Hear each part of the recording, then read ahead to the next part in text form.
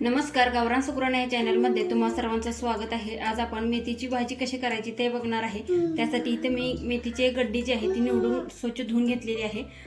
तर ह्यात आपल्याला थोडीशी कट करून घ्यायची आहे। तर सुरीच्या साहाय्याने थोडीशी अशी मोठी मोठीच आपल्याला कट करायची आहे, जास्त बारीक नाही। तर मस्त अशी कट करून घेऊयात। एकदम हिरवीगार अशी गड्डी मला मिळाली, तर म्हणलं मेथीची भाजी आज आपण बनवूयात। तर आज आपण मेथीची भाजी ते एकदम सोप्या पद्धतीने बनवतोय। तर बघा, इथे मेथीची भाजी जी आहे अशी कट करून घेतलेली आहे। तर इथे आपली भाजी चिरून झाली। फोडणीसाठी इथे मी 2 मिरच्या घेतल्यात आणि 7 ते 8 लसणाच्या पाकळ्या घेतल्यात। ह्या थोड्याशा ठेचून घेऊयात।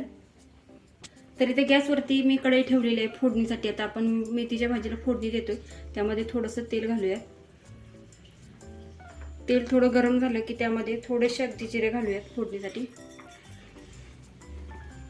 तर जिरे भुणभुणले आपले की लगेच लसूण घालायचा, लगेचच आपल्याला मिरच्या घालायच्या आणि अगदी 1-2 मिनिट छान आपल्याला परतून द्यायचा। कांदा थोडासा भाजला पाहिजे आणि मिरच्या पण थोड्याशा लसूण कांदा म्हणाले मी, लसूण थोडासा भाजला पाहिजे आणि मिरच्या पण थोड्याशा भाजल्या गेल्या की भाजीला चव छान लागते थोडंसं, त्यामुळे मिरच्या इथे आपण वापरले। तर अगदी 2 मिनिटं छान असल्याला परतून घेतलं की भाजीला पण सुरेख असं चव लागते, म्हणून थोडंसं भाजून घ्यायचं छान असं 1-2 मिनिटं। बघा, थोडासा लसूण पण आता ब्राऊन व्हायला लागलेला आहे। जास्त पण आपल्याला लाल करायचं नाही, पण छान असा भाजलाही पाहिजे। तर बघा, इथं मस्त असा मी इथं लसूण भाजून घेतलाय। आता यामध्ये आपण चिरून घेतलेली भाजी जी आहे ती घालणार आहे। तर इथे संपूर्ण भाजी आपण घालून घेतली। आता छान असं याला खालवर करून घेऊया। मिरची घातल्यामुळे काय होतं, थोडंसं भाजीला तिखटपणा येते, त्यामुळे आपण ती मिरची वापरलेली आहे। तुम्हाला जर मिरची आवडत नसेल तर तुम्ही नाही घातली तरी चालेल, पण मी इथं घातली त्यामुळे टेस्ट छान येते भाजीला। तर बघा, मस्त अशी भाजी आपण इथे परतून घेतलेली आहे।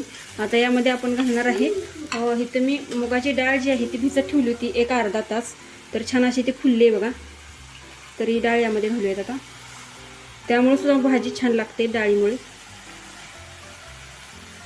तरी तर आपण मुगाची डाळ घातलेली आहे, छान अशी भिजवून घेतली 1-अर्धा तास आणि छान अशी फुलली बघा। ती अशी भिजवून घेतली म्हणजे भाजीसोबत ती लगेच शिजली जाते, खाताना कठीण लागत नाही, म्हणून अशी भिजवून घ्यायची मुगाची डाळ कधी पण भाजी करताना।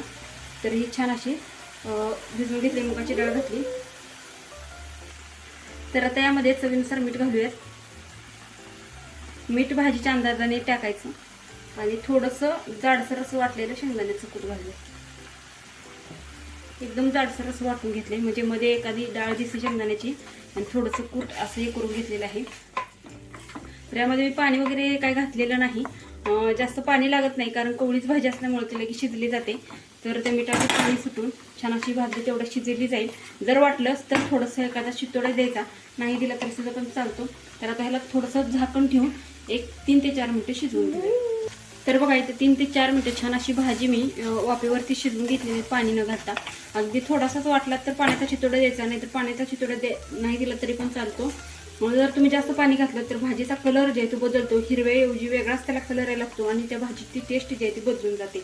म्हणून आपल्याला इथे भाजी करताना पाणी जास्त घालायचं नाही। आता आपण गॅस बंद करूयात आणि भाजी एखाद्या प्लेटमध्ये सर्व करण्यासाठी काढून घेऊया।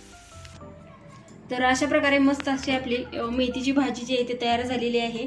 तर ही रेसिपी तुम्ही नक्की ट्राय करून बघा। तुमची रेसिपी कशी झाली हे कमेंट्स करून सांगायला विसरू नका आणि अजून जर चॅनलला सबस्क्राईब केलं नसेल तर सबस्क्राईब करा। तर पुन्हा भेटूया अशाच एका नवीन रेसिपीसोबत। तोपर्यंत बाय बाय।